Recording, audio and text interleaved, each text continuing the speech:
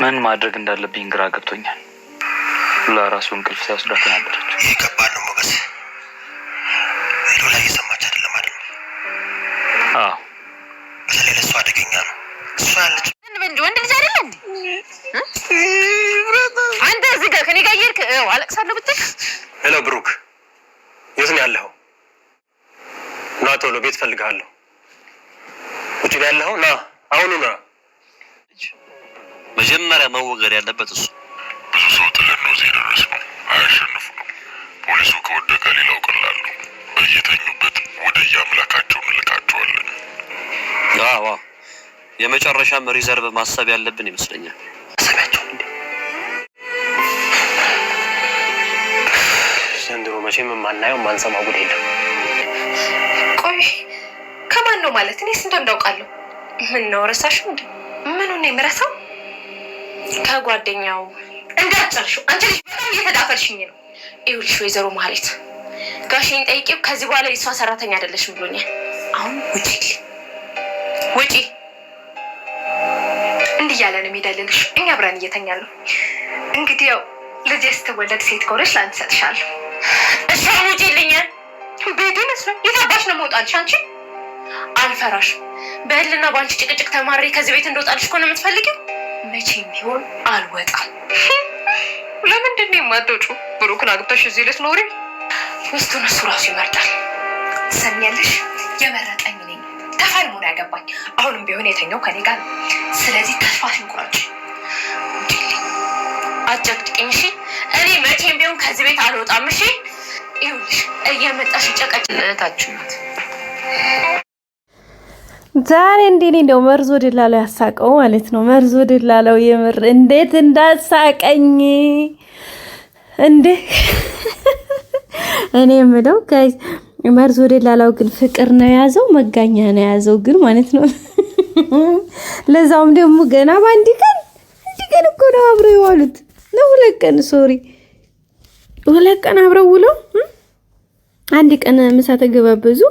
በሁለተኛው ቀን የቤት ኪራይ ከፈለላት መልሶ ሻይ እንደ በርገር ምናምን ተባባሉ ማለት ነው። እንዳሁን ያላለ ማለት ነው። ስርቻ ተቀምጦ አረ ይመጪ፣ አረ ወይኔ ፍቅር፣ አረ መርዞ ያንተማ ፍቅር ሳይሆን መጋኛ መሆን አለበት። እና እንግዲህ ያው የኤፍራታ ፍቅር በእጁ ጠባ አድርጎታል። እንግዲህ ፈጣሪ ይሁንህ ነው ምን እንላለን። ኤፍራታ እንደሆነች እንኳን ፍቅር ለይዛት ማለት ነው። ኤፍራታ ያዛት የገንዘብ ፍቅር። ኤፍራታን ከፈለክ ህይወቷን መጀመሪያ ቀይር ብላለች ዳጣ ማለት ነው። ስለምታቅ ነገር ይዮችን እንግዲህ ኤፍራታን ከሆነ የምትፈልገው መጀመሪያ ህይወቷን ቀይር ብላለች። እና የእውነት በጣም ነው ያሳቀኝ ማለት ነው። በጣም ደግሞ ዳጣ ማለት ነው ባከዘን በለ እንደ ምንድነው ምን ላይ ተቀማኸው ወይ አለኩ ጋይስ እንዴት እንዳረገኝ። ዳጣ እንግዲህ ሄዳ አስታርቃቸዋለች።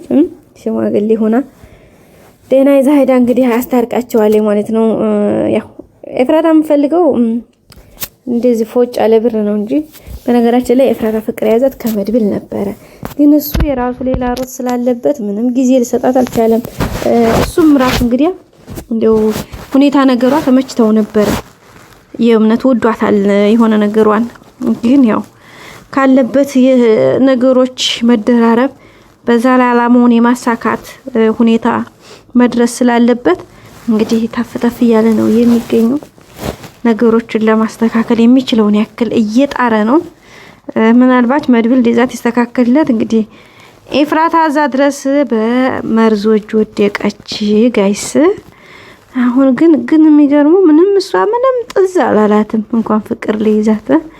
አሁን መርዞዬ እናቴ ሸቅሎ አልቅሶ ያችን ያጠራቀማትን ገንዘቡን እንግዲህ ለሷ ይሄው ወጭ አድርጎ ግማሹን አብልቶ ግማሹን ደግሞ በኪራዋን አስከፍላ ያለች ደግሞ የቀረችን ሀብቱን አሁን ቤት ተከራይልኝ አዲስ ቤት ለዋለች።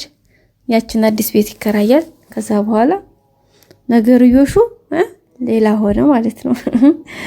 እና እንግዲህ ቤተሰቦቻችን ያው ተፈተፍ እያለ ነው የሚገኘው ማለት ነው። እንግዲህ ያሳካልህ ነው እንግዲህ የምንለው ሌላ ምንም ማንን ፈጣሪ እርዳ።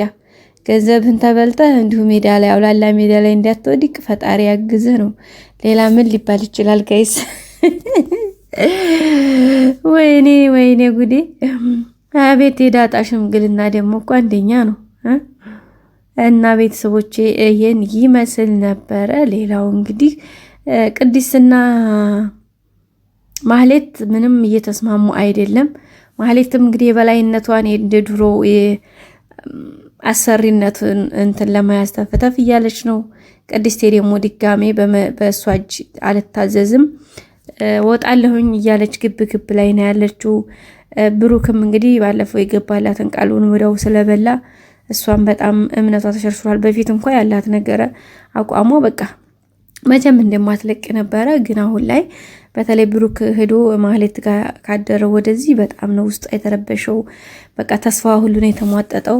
እንግዲህ በቃ ሌላ አይነት ስሜት ተሰምቷት እንግዲህ ወደ ቤተሰቦቿ ጋር ለመሄድም ራሷን እያዘጋጀች ነው የምትገኘው ማለት ነው። ሌላው እንግዲህ ማህሌትና ቅድስት በቃ ሰፋጣቸው አልተዘለቀም ማለት እየገጠሙ ነው። በቃ ይገጥማሉ፣ ይጨቃጨቃሉ፣ ይሰዳደባሉ። ምን አባሽ ነው ምናምን ነገሮችን ትንሽ እያካበዱት ይገኛሉ ቤተሰቦቼ። ያው ብቻ ግን እንግዲህ መድብል አሁን ተቆጥቷታል ቅድስትን። ምንም አይነት ነገር ቢፈጠር አንደኛ ከዚህ ቤት መውጣት የለብሽም፣ ሁለተኛ ደግሞ ብዙ ነገር ተመካክረናል አይደለ? ለምን ትሄጃለሽ? ብሩክ ደግሞ በጭርሽ ከማህሌት ጋር ሚስት አድርጎ የሚቀጥል ከሆነ እኔና እሱ ወንድማማችነታችን በቃ አለ አይደለ የመጨረሻ ነው የሚሆነው። ስለዚህ እመኝኝ አንድ ቀን ይስተካከላል ሁሉም ነገር። ማህሌትን ያመጣናት ለመጠቀሚያ እንጂ ሚስት ትሆናለች ብለን አይደለም። እሱን ነገር ደግሞ አንቺ እያወቅሽ ለምን እንደዚህ ትሸነፊያለሽ ብለዋት መካክረዋታል። እሷም እንግዲህ ከብሩክ ጋር ይቅርታ ተባብለው መድብል አስታርቋቸው ወደ ቤቷ ተመለሳለች ማለት ነው። እንግዲህ ማህሌት መታ ለማዘዝ ምናምን ስትሞክር ቅድስቴ አፍንጫሽን ላሻት እያለቻት ትገኛለች። ማህሌት ደግሞ አርግዣለሁኝ፣ ክርስትና ልጁን ላንቺ ሰጥሻለሁ፣ ደህና አርገሽ ታሳድጊያለሽ እያለቻት ነው። ያው እሷን ለማናደድ የሆነ ተናዲያ ከቤት እንድትወጣላ ስለምትፈልግ ቅድስቲም ለማንኛውም ማውቅ ያለውኝ ካሁን በኋላ ማህሌት አሰርሽ አይደለችም ብሎኛል ጋሼ፣ ስለዚህ የፈለግሽውን ነገር ማድረግ ትችያለሽ። እኔ ከዚህ ቤት በንዴት እንዲወጣልሽ ነው የምትፈልጊው፣ ግን አላደርገውምም አልወጣምም ብላ እንግዲህ በልክና በደራ ምን አባታሽ እያለቻት ትገኛለች። ቤተሰቦቻችን ያው እንግዲህ ማህሌትም እሱ ነው አይደል እንደዚህ የልብ የሰጠሽ እኔን ልትናገሪኝ ነው ወይ ልትገለምጪ ነው ወይ እያለች ነው። አይ እስከ ዛሬው እምፈራሽ እንዳይመስልሽ፣ ክብርሽን ጠብቂ፣ አለበለዚያ ደግሞ በምፈልጊው መንገድ ይቀበልሻለሁኝ። ከፈለግሽ እንደ በፊቱ እምፈራሽና እምተውሽ እንዳይመስልሽ፣ ይዤሽ እንትን ነው የምወርዱ እያለች የተዛዛቱ ነው። እንግዲህ እነሱ በሚዛዛቱበት ሰዓት መድብልና ምሳሌ ሳሎን ውስጥ ነው እየሰሙ ነበረ። እነዚህ ሁለት ነገረኞች እኮ ተጣሉ ምናምን እያሉ እንግዲህ መድብል አራው ተቀጣጠሉ ተያያዙ እያሉ እንግዲህ መድብልና ምሳሌ ሙድ እያያዙ ነበር፣ ዘና እያሉ ማለት ነው እየሳቁባቸው ነበር። እና እኔ በጣም ነው ያሳቁኝ። ምሳሌ በተለይ የምታደርገው አክት ማለት ነው በጣም ነበር የሚያስቀው። እና አንቺ ሀሜት ለመርሽ እንዴ ደግሞ እያላት ነበር መድብልና፣ እንዴ አንተ ነህ አጎቴ ያስለመርከኝ አላለችውም? እንዴ እኔ ነገር ነው ያስለመርኩሽ? አዎና አብረኸኝ አንተ እያወራ እንደዚህ አንተ ነህ ያስለመርከኝ አላለችውም? እንግዲህ መድብል እንዴት እኔ እንዴት ያለሽ እያለ የኮለኮላትን ነበረ ማለት ነው። ሌላው እንግዲህ እነ መድብልና እነ ዝናና ካሌብ ሞሲሳ በጣም ፈርተዋል። እነ ብሩክ እየሄዱበት ያለው መንገድ ወይም እንግዲህ በተለይ መድብል ከያዘ እንደማይለቃቸው አውቀዋል። ያው የሚችሉትን ነገር ሁሉ እያደረጉ ነበረ፣ ግን ከአቅማቸው በላይ የሆነ ይመስላል ማለት ነው። እስከዛሬውን በገንዘብ በምንም ፖሊሶቹም ሁሉንም ነገር በእጃቸው ስራ አድርገው ነበረ የሚቆጣጠሯቸው። አሁን ግን በቃ የሆነ ትንሽ ነገር ያመለጣቸው ነገር ይመስላል። እንግዲህ ወደ ውጭ የምንወጣበትን ራሳችን የምናስመልጥበትን መንገድ አመቻች እየተባባሉ ይገኛሉ።